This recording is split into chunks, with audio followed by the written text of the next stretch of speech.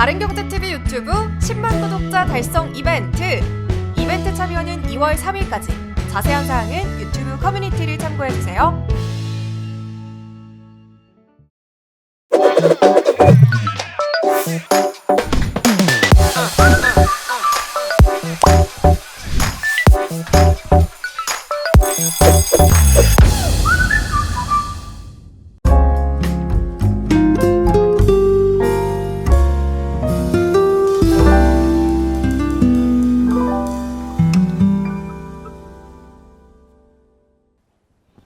여러분 안녕하십니까? 1월 27일 수요일 송범선의 오전장 분석 오늘도 힘차게 문을 열었습니다.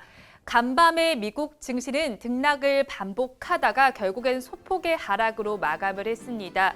미국에서는 오늘 대기업들의 실적 발표가 예정이 되어 있습니다. 거기에 FOMC 회의 결과도 발표가 될 예정인데요. 이 마이크로소프트는 장 마감 후에 실적을 발표했습니다. 어닝 서프라이즈를 기록해주면서 마감 후 거래에서 4%대 상승률을 기록을 해줬습니다. 우리 시장도 실적 발표들이 되는 기업들이 계속 나타나주고 있는데요. 이렇게 시장 분위기는 좋은 상황이지만 코로나19 확진자 수는 다시 500명대 위로 집계가 됐습니다. 종교 단체에서 집단 확진자 수 소식이 전해지면서 다시 500명대 위로 집계가 됐는데요. 559명으로 나타났습니다. 당분간은 여러 명이 모이는 모임은 자제하시는 편이 좋을 것 같습니다. 자세한 지수 상황 살펴보도록 하겠습니다.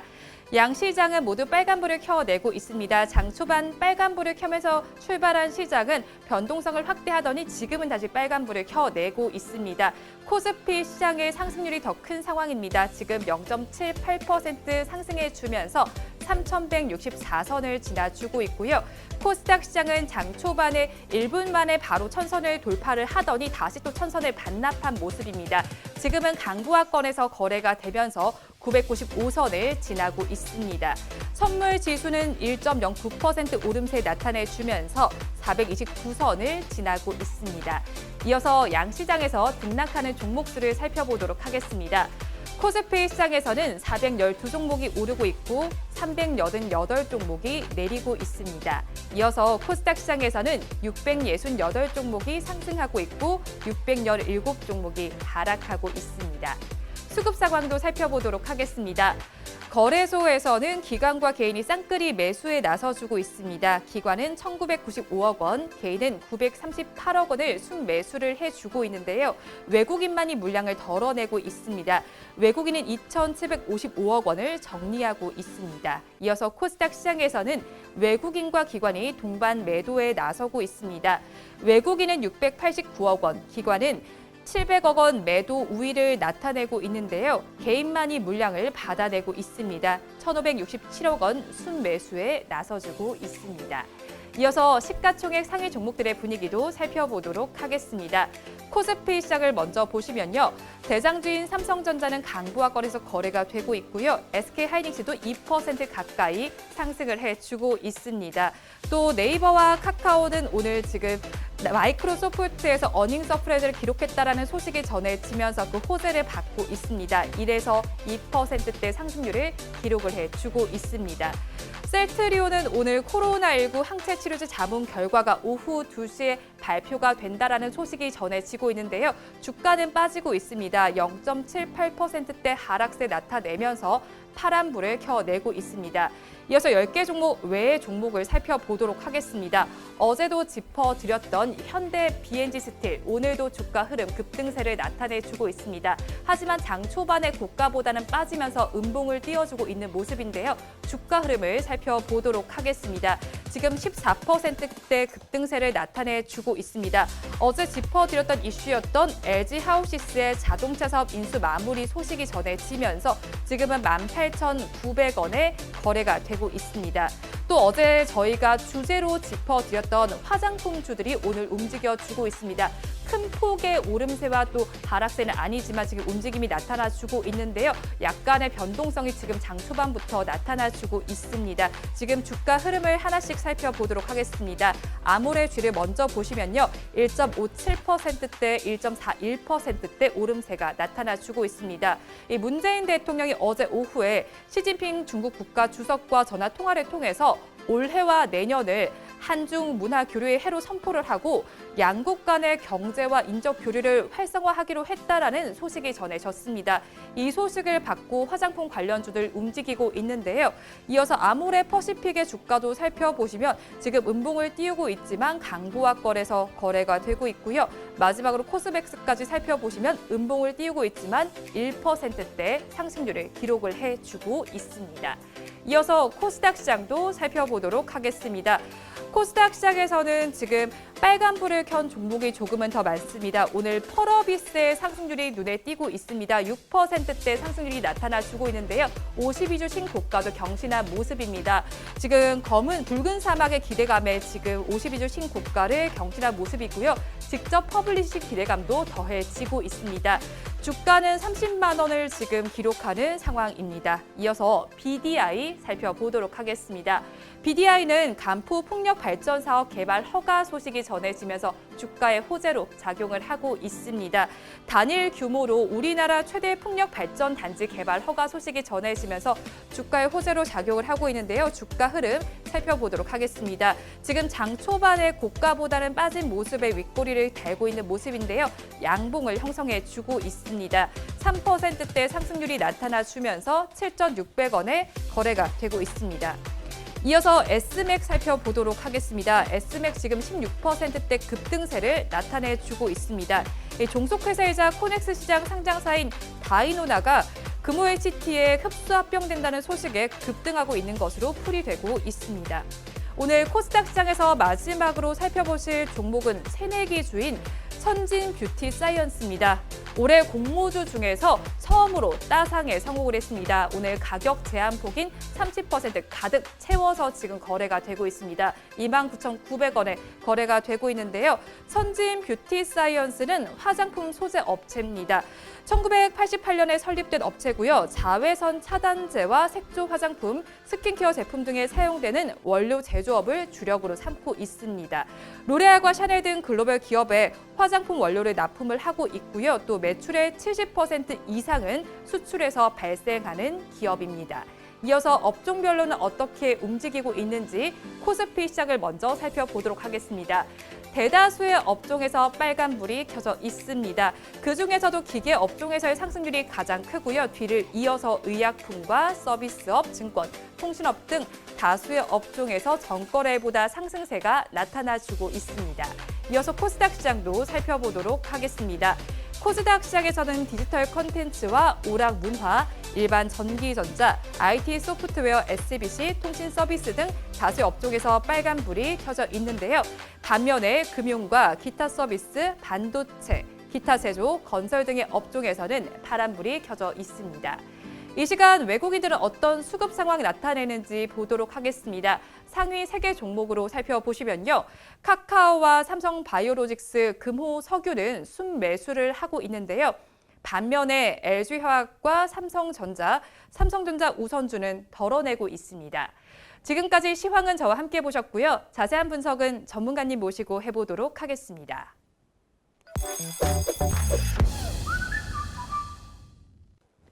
본 방송을 라이브 스트리밍을 통해서 진행되고 있습니다. 매주 월요일부터 금요일 오전 10시부터 함께 하실 수가 있는데요. 유튜브에서 바른경제TV라고 검색하시면 시청하실 수 있습니다. 송범선의 오전장 분석 본격적으로 출발해 보도록 하겠습니다. 오늘도 저희 방송 보시면서 궁금하신 종목들은 댓글로 남겨주시고요. 댓글을 주실 때는 매수가와 비중까지 남겨주시면 저희가 조금 더 꼼꼼하게 분석해 보도록 하겠습니다. 그리고 공개적으로 댓글 남기기 부담스러운 분들께서는 위에 나오는 번호로 성함만 보내주시면 되겠습니다. 그러면 오늘도 오전장을 분석해 주실 송범선 수석 전문가님 모셔보도록 하겠습니다. 전문가님 안녕하세요. 안녕하세요. 네, 전문가님 오늘 준비하신 게 있다고요? 준비한 거요. 네. 댓글 네. 너무 안 되셔가지고요. 네, 댓글이 맞아요. 조회수는 그래도 막 많아요, 사실 보면은. 네. 근데 생각보다 댓글이 굉장히 소심하게 달리더라고요. 댓글 안 달면 집으로 네. 찾아갑니다잉. 네. 그리고 하나 더 했는데. 네. 이거 오랜만에 한번 해야 될 것 같습니다. 오랜만에요. 오랜만에. 필살기 같은 옛날에 건가요? 뭐 많이 했었는데요. 네. 한번 해야 되겠습니다. 어떤 네. 건가요? 보여주세요. 좋아요, 구독하기 눌러주시고 댓글 달아주세요. 네. 약간 썰렁합니다. 아, 그래요? 네. 아. 저도 같이 할까요? 네, 한번 하셔야죠. 네, 한번 네, 다시 한번. 보여주세요. 좋아요, 구독하기 눌러주시고 댓글 달아주세요. 좋아요, 구독하기 눌러주시고 댓글 달아주세요. 네, 역시 네. 센스가 있네요. 하트 네. 생각 못했습니다. 네, 하트를 이렇게 해드려야 네. 요즘에는 좀 네. 약간 어필이 되더라고요. 아, 네. 이렇게 저희가 댓글 이렇게 어필했으니까 오늘은 좀 기대를 해봐도 네. 되겠죠, 여러분? 네, 맞습니다. 네, 오늘 한번 댓글 기대해 보도록 하겠습니다. 그런데 오늘 첫 번째 주제로 한번 다뤄봐야 될 게 또 여러분들이 많이 관심을 가지시는 삼성전자 이야기를 해봐야 될 것 같습니다. 네. 삼성전자 이야기에 또 이 성과급 이야기입니다. 네. 아무래도 돈 얘기 굉장히 좋아하실 것 같은데 이틀 뒤인 29일이죠. 이 삼성전자가 임직원들에게 성과급을 지급하기로 확정을 했죠. 그중에서는 무려 연봉의 50%를 지급하는 사업부도 있다고 합니다. 이렇게 성과급을 지급하는 이유는 물론 이제 또 삼성전자가 잘 가고 있기 때문이겠죠. 네, 맞습니다. 이 회사가 돈을 벌면은 직원도 돈을 벌어야죠. 맞아요. 네, 그래서 이제 임직원들이 성과급 지급한다고 확정했고요. 목표를 초과 달성한 이 IM 사업부, 이게 뭐냐면 무선 사업부입니다. 네. 모바일 사업부죠. 이게 상당히 LG전자랑 좀 대조되는데 LG전자는 모바일 사업부를 폐쇄시킨다는 발표를 했는데 얼마 전에 맞아요. 기사가 나왔었죠. 네, 여기는 네. 더 50%를 준다고 합니다. 연봉의 50%를 더 준다고 하고요. 또 그 밖에 영상 디스플레이 사업부 이쪽에도 50%를 지급한다고 하는데요. 네. 아무튼 이 이익 성과급 직업안이 공개가 됐고요. 네, 일단 삼성전자 제가 주가 잠깐 좀 보고 가도록 하겠습니다. 네, 삼성전자 지금 오늘 주가 흐름을 먼저 봐야 될 것 같아요. 아무래도 성과급 얘기도 나왔지만 저희 주가가 더 궁금하잖아요. 0.92% 올라줍니다. 어제보다는 800원이 오른 모습인데요. 지금 현재가는 87,500원에 거래가 되고 있습니다. 그러면서 지금 주가 흐름도 좋은 모습이고요. 이 흐름이 오늘 마감까지 가기를 바라면서 지금 거래되는 모습을 보여주고 있습니다. 뒤를 이어서 2위 종목인 SK하이닉스는 더 잘 가고 있는 모습인데요. 2%대 상승률이 나타나주고 있습니다. 역시나 지수 역시도 오늘 잘 가고 있습니다. 코스피 지수는 장 초반보다 더 잘 가는 모습인데요. 1%대 상승률이 나타나줍니다. 아무래도 삼성전자가 또 잘 가기 때문일까요? 1%대 상승률이 나타나주면서 4,177선을 지나고 있고요. 이 코스닥 지수도 지금 강보합권에서 거래가 되고 있네요. 지금 삼성전자 이야기 다시 또 돌아가서 해보면 좋을 것 같습니다. 네, 아무튼 이 무선 사업부, 네. 무선 사업부가 이제 LG전자는 패스를 했는데 삼성전자는 지급한다는 게 굉장한 것 같습니다. 자, 그리고 영상 디스플레이 사업부에도 연봉의 50%를 성과급으로 지급한다고 하고요. 네. 그래서 이제 50% 모두 다 받는 건 아니고요. 반도체 사업을 맡은 데는 바로 47%, 48% 이 정도 받고요. 그 그다음에 정도도 엄청 큰 금액이잖아요. 네, 뭐 거의 비슷하죠. 네. 반도체도 상당히 지금 핫하니까 네. 좀 그렇고요. 그다음에 네트워크 사업부가 32% 받고요. 의료기기 사업부는 11%로 받는다고 합니다. 이게 지금 부서마다 성과급이 다른 것 같아요. 네. 참 좀 안타까운 현실이기도 하고 우리도 빨리 성과급을 받았으면 좋겠습니다. 이 오전장 분석도 잘해가지고 여러분들이 저희 50% 성과급을 좀 주셨으면 좋겠습니다. 네, 여러분들 저희 지금 네. 어필하고 있는 중입니다. 네. 네, 그래서 이제 또 최근의 흐름을 보면 이 삼성전자의 경쟁사죠. 대만의 TSMC가 반도체 시장에서 자동차용 반도체 가격을 올리는 부분도 이제 염두에 둬야 될 것 같은데요. 맞나요? 네, 이거 어제 계속 뉴스 기사가 나오더라고요. 네. 어제 가장 뜨거운 거였는데요. 2월부터 3월까지 단계적으로 이 자동차용 반도체 가격을 올리는 것을 TSMC가 검토한다고 합니다. 이 TSMC는 대만 업체죠, 대만 업체. 그래서 근데 대만에서 파운드리 회사로는 1위를 현재 전 세계에서 네. 자랑하고 있기 때문에 상당히 파급 효과가 클 것 같고요. 지금 자동차용 반도체가 품귀 현상에 따라서 이런 것들이 좀 지속되고 있습니다.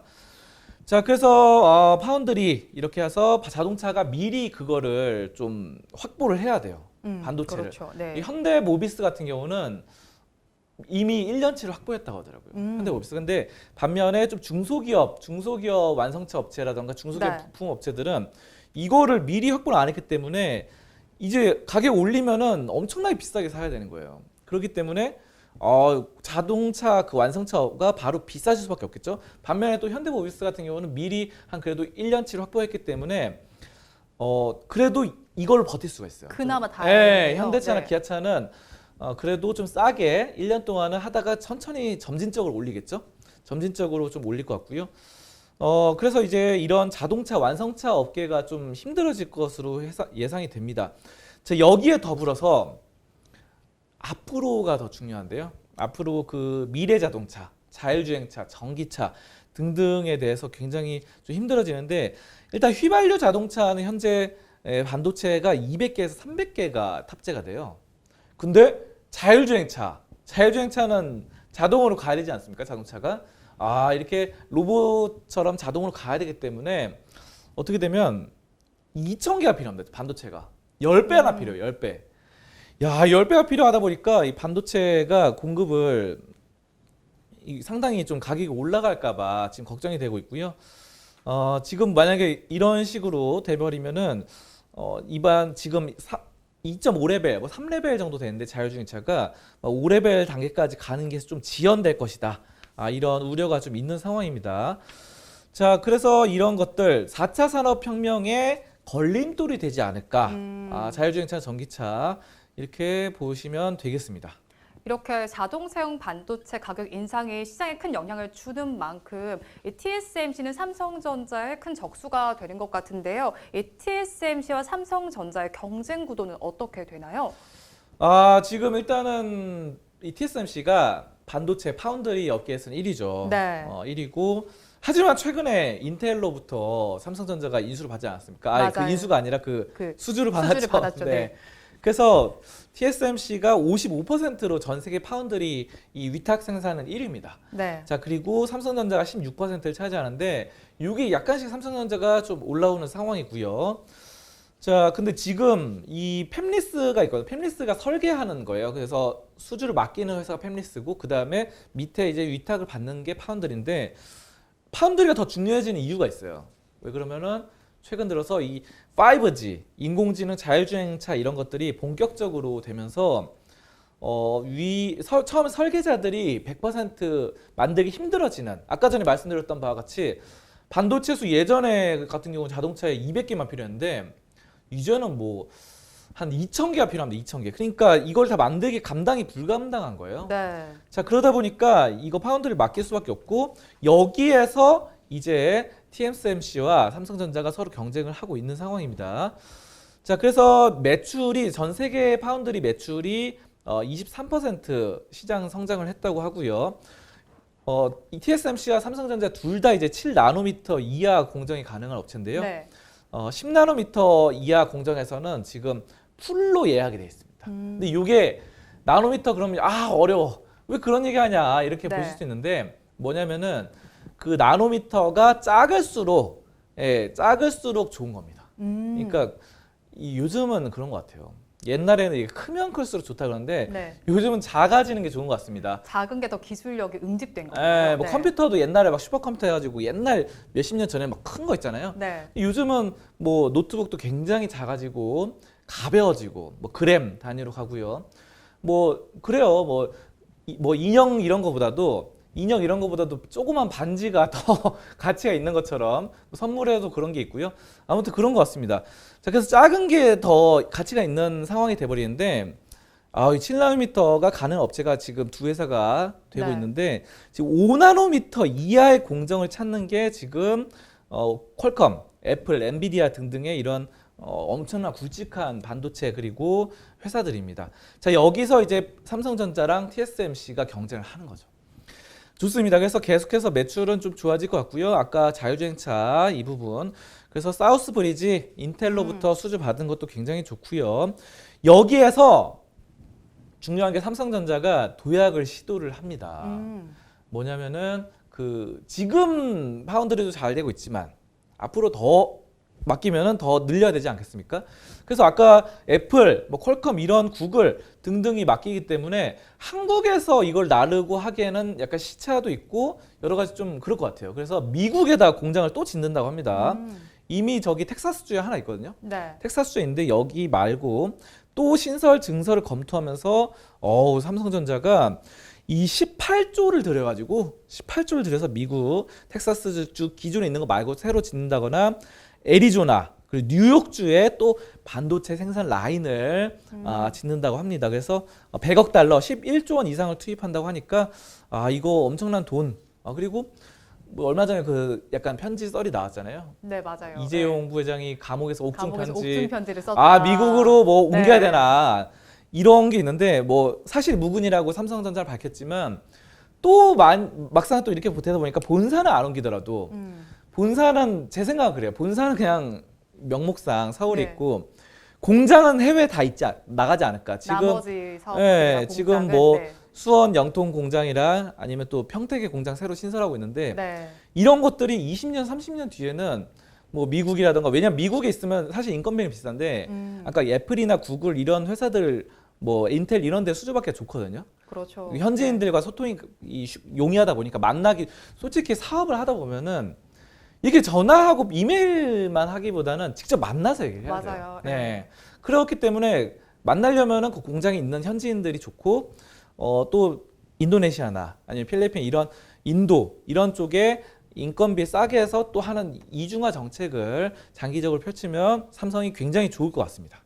근데 사실 뭐 반도체 슈퍼사이클 이야기도 있고 삼성전자가 뭐 잘 가는 거는 뭐 더할 나위 없이 뭐 말할 것도 없을 것 같아요. 그런데 뭐 삼성그룹 전체가 잘 가는 것 같은 게 삼성 바이오로직스도 실적 발표를 했는데 매출 1조를 달성했다라는 이야기가 나왔어요. 네, 그렇죠. 삼성 바이오로직스 저번 우리 방송에서도 한번 다뤘었는데요. 네. 매출 1조 클럽, 네. 1조 클럽 해가지고 이 될 건가 말 건가 맞아요. 했는데 드디어 1조 클럽에 그러니까요. 네. 입성을 합니다. 그래서 1조 클럽 달성 여부가 굉장히 중요한데 왜냐하면 1조라는 게 상징적인 거예요. 제 꿈이 뭔지 아십니까? 뭐예요, 정관님? 저 100조예요, 100조. 100조. 100조. 백수 100조 말고요. 네. 100조 자산. 원을 버는 네. 게 제 꿈이에요. 그렇기 때문에 이 1조가 사실 뭐 거기까지는 아직 멀지만 제 나이 한 80살, 90살 때 가능할 것 같습니다. 아무튼 1조도 기업 입장에서도 1조 매출은 진짜 큰 돈이에요. 기업에서도. 그래서 뭐 워렌 버핏 자산이 100조가 된다고 합니다. 네. 저도 그렇게 되고 싶습니다. 정말 몇 년 남으신 거예요? 아무튼 워렌 버핏처럼 100조를 갖고 싶은데 지금 네. 삼성 바이오로직스가 이제 1조를 갔어요. 그러니까 매출이 그래서 버핏 형님이 진짜 엄청 대단하신 거를 저는 다시금 깨닫고요. 그래서 삼성 바이오로직스 1조는 상당히 좀 기념비적인 성과가 있다. 이렇게 매출로 판단을 하시면 되겠습니다. 원래 삼성 바이오로직스 옛날에 진짜 만년 적자였거든요. 네. 초창기에 상장할 때 아직도 기억이 납니다. 그때 저렇게 적자 회사가 그냥 삼성 브랜드 가치만 믿고 상장하고 이거 말이 되느냐. 진짜 내실이 탄탄하고 영업이익 좋고 순이익도 좋고 이런 바른경제TV 같은 회사도 상장을 아직 안 했는데 네. 삼성 바이오로직스 맨날 만년 적자가 어떻게 상장하느냐 이런 말들이 있었습니다. 네, 저도 그렇게 생각했어요. 그래서 저는 바른경제TV도 충분히 가능성이 있다고 생각하고요. 아무튼 삼성 바이오로직스 근데 이게 역시 삼성이 네. 이 뒤에서 밀어주는 게 굉장히 중요합니다. 혼자서는 갈 수 없어요. 그 어벤져스도 함께 하지 않습니까? 그렇죠. 아이언맨 혼자서 막 날아다니고 해도 함께 하는 게 더 강하거든요. 그런 것처럼 삼성 바이오로직스 혼자 이렇게 신설했을 때는 적자가 나지만 뒤에서 계속해서 자금줄이 들어오고 삼성그룹 이미지도 좋고 하다 보니까 계속해서 성장하고요. 영업이익 뭐 순이익 다 흑자 전환하죠. 흑자 전환했고 영업이익도 이번에 영업이익이 219% 증가했습니다. 오, 3배는 늘었어요. 3배나 늘었고 매출도 66% 전년 동기 대비 늘었고 네. 자 그리고 순이익도 18% 늘었습니다. 매출 1조 클럽이 사실 달성하느냐 염려가 됐는데 가뿐하게 넘었어요. 가뿐하게. 그래서 1조 1,600억 원. 정말 가뿐하게 네, 넘었네요. 1,600억 네. 더 얹어서 네. 더블로 얹어서 이렇게 되었습니다. 자, 주 원인을 좀 살펴보시면요. 매출이 이 1공장, 2공장, 3공장 전체 가동률이 급증함에 따라서 늘어났고요. 여러 가지 영업 레버리지가 좀 작용을 했습니다. 자, 공장 가동률을 여러분들이 이거 중요합니다. 공장 가동률이 그 다트 사이트 들어가잖아요. 다트 재무제표 그 공시 사이트 들어가면요. 그 공장 가동률 사업 보고서랑 분기 보고서 보면은 공장 가동률이 나와요. 그래서 공장 가동률이 보통 한 막 60%, 70%막 이렇게 되면 100% 가동한 게 없어요. 이게 왜 그러냐면은 공장에 인력들이 만약 100명 있어도 100명 다 맨날 열심히 일하질 않아요. 노는 날이 있습니다. 노는 날이. 100%다 일하면 좋겠지만 사업자 입장에서는 이 수주가 발주량이 한정돼 있고 또 어떤 회사는 정말 수주를 잘 받아서 뭐 100%에서 야근도 많이 하고 새벽 3교대로 풀 가동하는데 어떤 회사는 요즘 코로나 시대 때 제조업 안 좋은 회사는 네. 그냥 놀아가지고 무급 휴가 주고 이런 거 많거든요. 자, 그런데 이런 공장 가동률을 여러분들 보셔야 되는데 이 삼성바이오로직스가 공장 가동률이 1공장, 2공장, 3공장 다 늘었다는 거 요거에 주목을 하셔야 됩니다. 그래서 그 다트를 좀 여러분들 보셨으면 좋겠고요. 이번에 또 JP모건 헬스케어 컨퍼런스에서 47건 CMO 위탁 생산을 또 수주를 했어요. 여기서도 위탁 생산이죠. 그러니까 반도체에서는 위탁 생산을 파운드리라 그러고 바이오 쪽에서는 CMO라고 합니다. CMO. 아무튼 이런 여러 가지 4공장의 조기 수주 이런 것들을 확인하시고 향후 10년간의 생산 능력 확대, 공장 미국에 또 짓는다 이런 것들을 계속해서 검토를 하시면 좋겠습니다. 네. 삼성그룹에는 지금 사법 리스크가 있긴 하지만 그룹이 전반적으로 잘 가고 있는 상황입니다. 지금 삼성바이오로직스는 매출 1조도 달성을 한 상황인데요. 지금 삼성전자와 삼성바이오로직스의 주가 흐름을 하나씩 보면서 이 주제를 마무리해 보도록 하겠습니다. 삼성전자는 지금 0.92% 상승하면서 87,400원에 거래가 되고 있고요. 삼성바이오로직스는 4%대 급등세 나타내면서 83만 4천 원에 거래가 되고 있습니다. 이어서 다음 주제는 화면으로 보겠습니다. 이번 주제 보도록 하겠습니다. 어제 손병두 한국거래소 이사장의 간담회가 있었습니다. 취임 첫 온라인 기자 간담회가 있었는데요. 이 공매도 이야기가 가장 큰 이슈였죠. 네, 공매도는 계속해서 말이 나오고 있고 네. 이번 거는 굉장히 좀 특이점이 있는 게 네. 이분이 한국거래소 이사장이란 말이에요. 네. 한국거래소라고 하면은 우리나라의 금융업계의 진짜 최고봉이죠. 최고봉. 공기업 중에서 공적으로. 그래서 한국거래소 이사장이 이 말을 했다는 거 상당히 좀 주목을 하셔야 되고요. 그렇죠. 공매도 금지에 대해서 목소리가 확대되는 데 대해서 문제 제기한 부분을 막을 필요는 없다. 약간 애매한데요. 어쨌든 좀 해석을 할 필요가 있습니다. 자, 그래서 공매도 등 자본시장 정책은 시장 참여자 모두의 관심사인 만큼 정치권은 그들의 의견을 전달하는 창구다. 이렇게 밝혔습니다. 네, 그럼 세부적으로 어떤 내용이 좀 나왔는지 좀 꼼꼼하게 짚어주시면 좋을 것 같거든요. 그렇죠. 이게 제가 봤을 때 이 자리가 올라가면 올라갈수록 좀 약간 애매하게 말하는 특징이 있는 것 같아요. 한다, 안 한다. 네. 한다, 안 한다. 이게 아니라 그래서 이렇게 될 수도 있고 OX 이렇게 될 수도 이런 게 있는데 아니라. 아니에요. 네. 그런 거 아니에요. 이분 약간 애매하게 말해서 좀 해석을 해보도록 하겠습니다. 자, 그래서 공매도 재개 여부와 관련해서 금융위원회에서 결정할 사항이다 라면서 말을 아꼈어요. 말을 항상 아낍니다. 왜냐하면 윗분들은 말을 잘 아끼세요. 그게 왜 그러면은 홍남기 또 저번에 막 공격받고 이러다 보니까 너무 과격하게 나가다 보면 정치권 위에서 눌리고 밑에서 개미들의 원성을 사고 막 이런 게 있어요. 그래서 약간 몸을 사릴 필요가 있어요. 그렇더라고요. 정치 쪽에서는 그렇더라고요. 자, 어쨌든 보시면 기관과 외국인에 비해서 불리한 기울어진 운동장이다. 이 기울어진 운동장이라는 게 이 주시장이 운동장이 있는데 운동장이 평평해야 되잖아요. 네, 그렇죠. 우리가 뭐 축구를 한다. 축구를 하면 평평하게 돼야 되는데 그래서 골을 서로 넣어야 되는데 이 기울어졌어요. 그러면은 여기 위에서 여기로 차면은 잘 나가잖아요. 그렇죠. 골이 잘 들어가는데 여기 밑에서 위로 차면 들어가겠습니까? 이 중력의 법칙이 따라서 이렇게 올라갔다 뿅 이렇게 떨어지겠죠? 네. 이겁니다. 기울어진. 근데 지금 중요한 거는 이 기울어진 운동장에서 여기 외국인 기관이 여기 있고 개인들이 여기 있는 겁니다. 골이 똑같은 실력을 갖고 있어도 이 외국인 기관이 골을 잘 넣는다. 이거를 해소를 해야 된다고 하는 겁니다. 자, 근데 개인 투자자의 공매도 접근성을 제고할 필요는 있다라고 했어요. 이게 무슨 말이냐면은 제가 봤을 때는 공매도를 아예 폐쇄시키겠다 이건 아닌 것 같아요. 그러니까 약간 애매하게 말했는데 공매도를 폐쇄시키기보다는 개인 투자자가 공매도를 접근하는 부분에 대해서 다시 한번 고려해 볼 필요가 있다.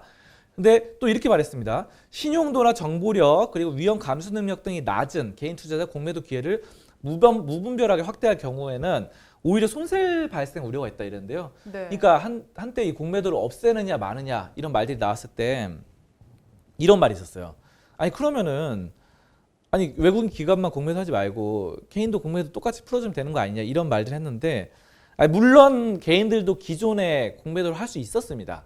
예전에 저도 했었어요. 예전에 저 이미 10년 전에 13년 전에 공매도를 했어요.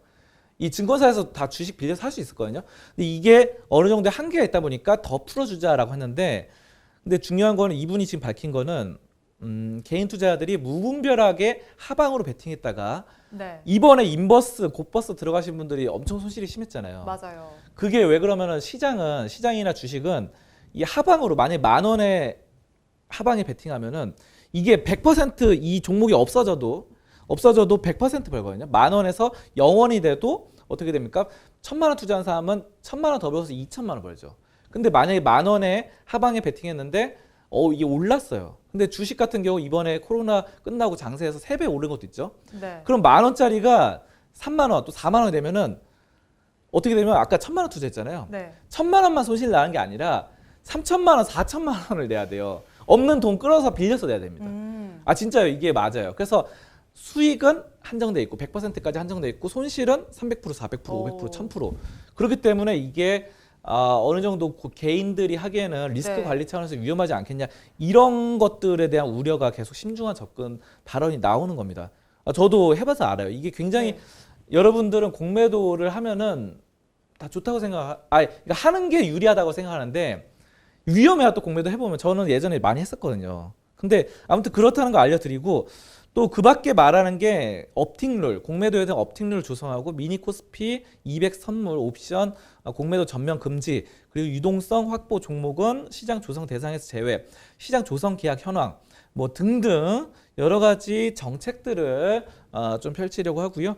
코스피가 3,000을 돌파하는 과정에서 개인 투자자 역할이 중요하다는 거 부인할 수 없다. 그래서 개인들의 실력을 인정해 줬습니다. 그리고 전 세계적으로 주가 흐름이 양호한 가운데 산업의 패러다임이 바뀌고 있는 만큼 버블 여부를 판단하기 이르다라는 시장 평가까지 어느 정도를 했습니다. 그리고 이제 뭐 공매도 이야기도 많이 나왔지만 조 바이든 시대가 열렸잖아요. 그러면서 환경사회 지배구조, 즉 ESG에 대한 관심도 높아지면서 이에 대한 이야기도 나오고 있었잖아요. 네, 맞아요. ESG가 앞으로는 진짜 상당히 중요한 것 같습니다. 네, 그러니까요. 예. ESG를 잘 모르시는 분들에 대해서 간략하게 말씀드리면요. 아까 말씀하신 대로 환경사회 지배구조인데 네. 좀 착한 기업. 착한 기업.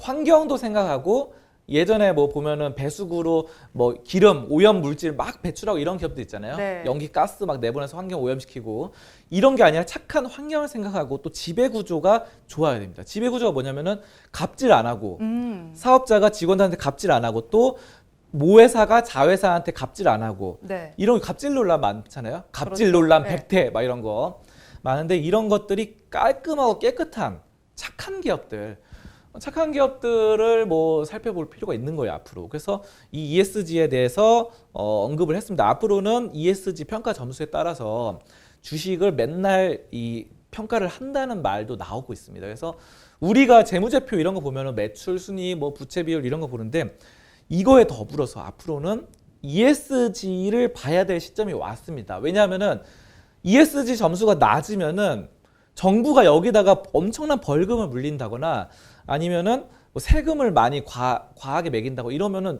회사 매출이 떨어질 수밖에 없거든요. 그렇죠. 아무리 그 네. 회사 제품이 좋아도 이 착하게 안 하고 나쁘게 막 이렇게 막 편법 사용해가지고 꼼수 쓰고 이러면은 결국은 매출이 떨어질 수 없고 벌금 세금 폭탄 맞아가지고 막 그쵸? 자 그래서 ESG 지수 개발을 추진하겠다 이렇게 또 이사장님이 밝혔습니다. 네.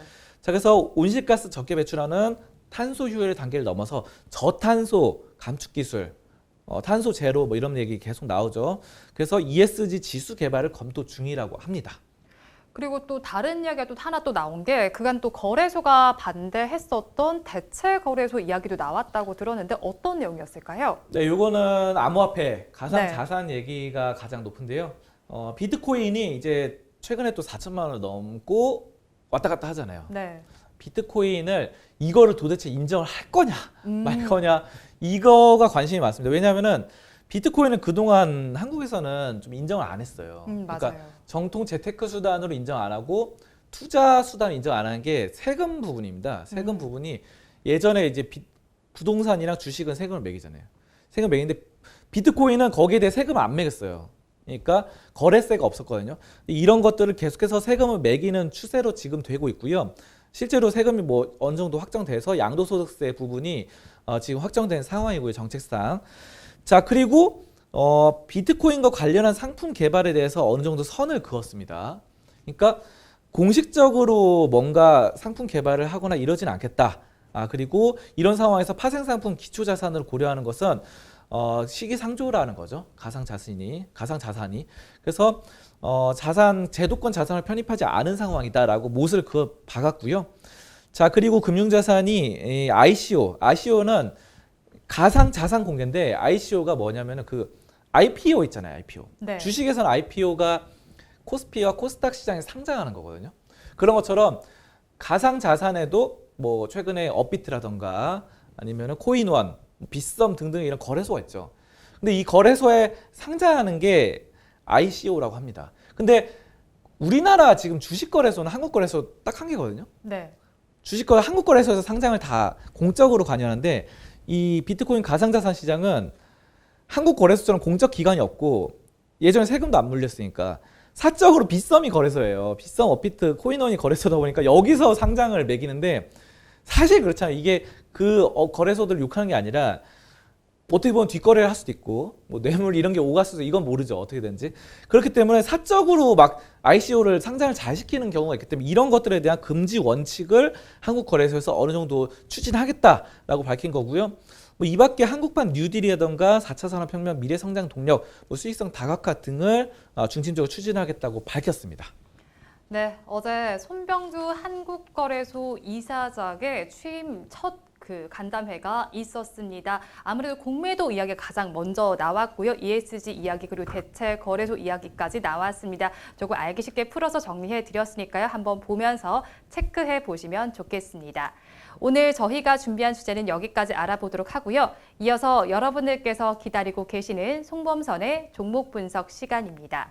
오늘도 많은 분들께서 달아주신 댓글 중에서 2가지 종목을 선정했습니다. 오늘 알아볼 종목은 YG 엔터테인먼트와 인터파크입니다. 먼저 YG 엔터테인먼트부터 알아보도록 하겠습니다. YG 엔터테인먼트는 카이피님께서 댓글 주셨습니다. 오늘도 감사합니다. YG 엔터테인먼트 평단가 55,000원인데 원금 회수 가능할까요? 분석 부탁드립니다. 라고 댓글 주셨어요. YG 엔터테인먼트 오늘 시가는 53,200원이었고요. 지금은 51,800원에 거래가 되고 있습니다. 한마디로 얘기해 주세요. 블랙핑크 믿을게. 블랙핑크 믿을게. 네. 네. 블랙핑크가 블랙핑크 좋아하시나 봐요? 예, 삼촌 팬이죠. 네. 근데 이제 블랙핑크가 최근에 엄청난 놀라운 성장을 보여주는 게 저는 그 유튜브에서 확인이 가능하더라고요. 아니 우리 지금 10만 구독자 돼가지고 좋아하고 있는데 네. 얼마 전에 그 블랙핑크의 제니가 그 유튜브를 새로 만들었는데 아니 새로 만들자마자 영상 딱 한 개 올렸는데 11시간 만에 100만 구독자를 돌파했습니다. 그리고 지금 보니까 구독자 수가 지금 한 일주일밖에 안 됐거든요. 일주일 정도밖에 안 됐는데 구독자 수가 400만 명, 500만 명이에요. 이게 말이나 됩니까? 우리 10만 명 돼가지고 좋아하고 있는데. 그래서 저희도 100만 명, 400만 명 될 거고요. 아무튼 이 제니가 해외 시장에서 그러니까 댓글을 쭉 봤는데 다 영어로 돼 있어요. 제니 해외에서 엄청나게 좋아하는구나. 이 블랙핑크는 해외 시장에서 먹힐 수밖에 없는 게 이 쭉 보면은 제니도 약간 외국적으로 생겼고요. 네. 그리고 지수가 또 외국식으로 생기다 보니까 해외 시장에서 먹힐 만한 외국인처럼 생긴 그런 그룹인 것 같습니다. 그래서 약간 좋은 것 같아요. 그런 모습들이 돈이 돼요, 돈이. 일단은 지금 JYP의 밥줄이, JYP가 아니라 YG의 밥줄이죠, 거의. 원래는 예전에 빅뱅이 좀 잘 됐었는데, 아니, 이게 지금, 화면에 보시면 진짜 그렇잖아요. 조회수가 2,345만입니다. 저게 근데 저도 봤는데, 네. 4분밖에 안 돼요, 영상이. 그리고 그냥 일상 브이로그입니다. 그냥 뭐 별거 없어요. 그래서 그냥 얘기하고 이런 건데, 막 열심히 찍은 것도 아니고, 그냥, 저 유튜브 시작했고요. 뭐 이러면서 이런 건데. 그래서 이런 것들이 진짜 대단하다고 생각되는 거고요. 이 코스닥 주간 기관 순매수 상위 종목을 보면은 YG 엔터테인먼트가 1위입니다, 지금. 이 기관들이 YG를 좋아하고 있고요. 자, 그리고 이 YG가 그걸 해요. 이제 코로나 시대라 가지고 네.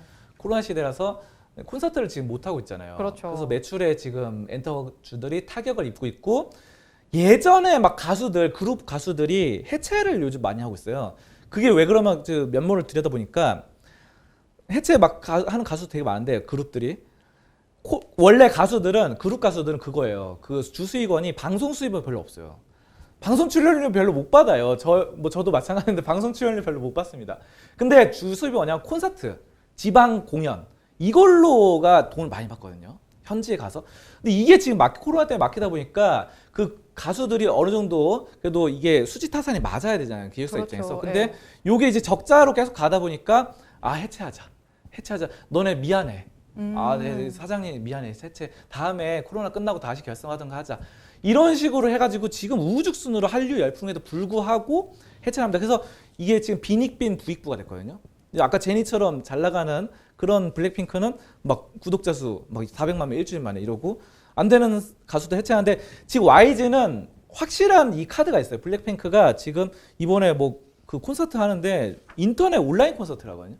첫 번째 YG 인터넷 온라인 콘서트인데 어느 정도 기대가 되고 있고요. 어쨌든 그리고 사업 구조적인 면에서 상당히 좋은 게 이게 자회사들이 이익을 깎아 먹던 게 있습니다. 근데 이번에 2020년부터 별도 이익을 갉아먹던 자회사를 정리하기로 했습니다. 과감하게 그 구조 조정을 하는 거죠.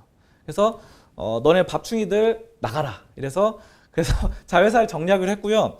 그리고 YG가 정리하면서 이 별도 이익과 상관관계가 굉장히 높아지면서 가시적인 성과를 내고 또 최근에 이 한한령이 해제될 경우 더 많은 이익이 발생할 것 같고요. GDP를 보시면은 최근에 이익 성장률에서 우리나라 발표된 게 마이너스 1% 발표됐거든요. 네. 중국은 2% 이상 경기가 성장했다고 발표됐는데 중국이 성장하면은 한국의 가수라든가 화장품 이런 거를 굉장히 소비가 심해집니다. 좋아지기 때문에 이런 면에서 YG는 상당히 좀 가치가 있다라고 말씀드리고 지금 좀 차트를 보도록 하겠습니다. 네. 차트를 보시면은 이게 지금 많이 올랐다가 이때는 빅히트 때문에 그런 거예요, 사실. 그때 빅히트가 있죠. 빅히트가 BTS 때문에 그때 상장하면서 올랐다가 BTS가 상장하자마자 빠졌잖아요. 그리고 다시 한번 좀 오름세입니다. 근데 장기적인 추세를 봤을 때는 이렇게 상승 추세로 가고 있기 때문에 저는 YG 엔터테인먼트는 꾸준히 보유하면서 여러분들이 좀 블랙핑크의 행보를 좀 주목하자 이렇게 말씀을 드리도록 하겠습니다. 네, YG 엔터테인먼트 같은 경우에 방금 전에 전문가님께서 말씀을 해주셨듯이 장기적으로 가져간다면 긍정적으로 해석이 됩니다. 블랙핑크의 행보를 주목을 하면서 지금 주가 흐름 한번 보시면 좋을 것 같습니다. 이어서 다음으로 살펴볼 종목은 인터파크입니다. 인터파크는 김혜진님께서 댓글을 주셨습니다. 인터파크 최근에 매수해서 3,940원 12% 가지고 있습니다. 분석 부탁드립니다. 추가 매수해도 될까요? 라고 댓글을 주셨습니다. 지금 인터파크 주가 흐름을 보시면요. 오늘 5,200원에 시작을 해서 지금은 4,855원에 거래가 되고 있습니다. 한마디로 얘기해 주세요. 네, 상한가로 여행 가자. 상한가로 여행 가자. 인터파크 어제 상한가를 갔어요. 어제. 네, 이 상한가로 진짜 여행 가는데 원래 인터파크라고 하면 인터넷 도서 아닙니까? 그래서 약간 아마존과 비슷한 게 옛날 아마존도 책 판매 업종으로 처음에 시작했다가 지금은 엄청난 전자상거래 업종이 됐는데 저는 인터파크도 도서로 처음에 시작했지만 이제는 변신을 하고 있습니다. 환골탄태를 하고 있어요. 이제는 더 이상 도서 업체라기보다는 여행주로 또 막 바뀌고 있는데 도서보단 여행주. 네, 지금 여행주인데 가장 저평가된 여행주다 이런 말이 나와요. 물론 지금 코로나 때문에 여행 많이 안 가서 그런 부분도 있지만 여행은 다음에는 결국 인간은 자유를 욕망이 있고 세계로 뻗어나가서 여행하고 싶은 욕망이 있습니다. 그렇기 때문에 이거 여행은 반드시 될 것 같고요. 아무튼 인터파크가 홀딩스 합병을 통해서 효율이 확대되고 있고 여행주로서 다른 하나투어나 모두투어 등등보다 굉장히 싼 그런 상황으로 되고 있어서 이런 부분은 상당히 좋습니다. 그리고 뮤지컬, 콘서트 이런 것들도 계속 티켓 판매를 하거든요. 그렇죠. 예, 인터파크 이런 것들도 앞으로 코로나 시대, 포스트 코로나에선 좋아질 것이다. 이렇게 해석이 가능하겠습니다. 인터파크 차트를 좀 보시면요. 차트가 지금 상당히 좀 많이 오른 시점이에요. 그래서 여행주로 상한가를 가게 되는데 저점에서 있다가 지금은 약간 너무 급변하면서 너무 급등했거든요. 그래서 물론 이런 점들이 지금 장기적인 성장 가능성이 있겠지만 지금 너무 갑자기 오른 면이 있어서 약간은 보유하고 계시다면 비중을 줄이면서 좀 조절을 하셨으면 좋겠고요. 이게 그래서 비중을 조절하면서 너무 인터파크의 비중을 실지는 말자. 하지만 앞으로의 성장 가능성은 염두에 두고 열어두자. 이 점을 좀 말씀드리도록 하겠습니다. 네, 인터파크는 포스트 코로나 시대에 기대가 되는 종목입니다. 조금 염려가 되는 점은 이미 주가가 급등했다라는 점인데요. 앞으로 보유를 하는 것이 좋긴 하겠지만 지금은 조금 비중을 줄여가는 관점 취해 보시면 좋을 것 같습니다. 오늘 말씀 여기까지 듣겠습니다. 고맙습니다. 감사합니다. 오늘도 저희 방송 보시면서 궁금하신 종목들은 댓글로 남겨주시고요. 댓글을 주실 때는 매수가와 비중까지 남겨주시면 저희가 조금 더 꼼꼼하게 분석해 드리도록 하겠습니다. 그리고 공개적으로 댓글 남기기 부담스러운 분들께서는 위에 나오는 번호로 성함만 보내주시면 되겠습니다. 오늘도 힘찬 하루 보내시기 바랍니다. 함께해 주신 여러분 고맙습니다.